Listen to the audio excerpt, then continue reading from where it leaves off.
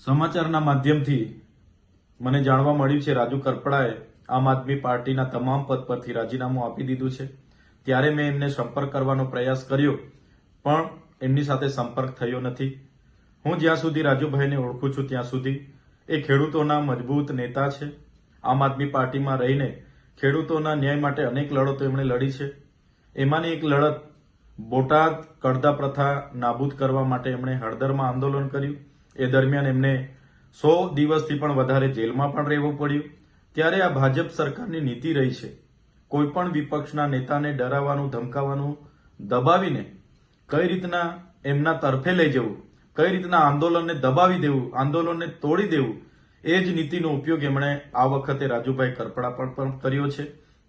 જેના વશ થઈને રાજુભાઈ કરપડાએ રાજીનામું ધર્યું હશે એવું મને લાગી રહ્યું છે।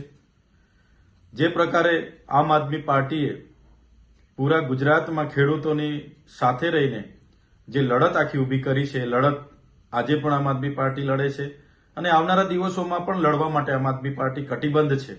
ગુજરાતની જનતા માટે હર હંમેશ આમ આદમી પાર્ટીના કાર્યકર તરીકે અમે સૌ ગુજરાતની જનતાના ન્યાય માટે હર હંમેશ લડતા રહીશું।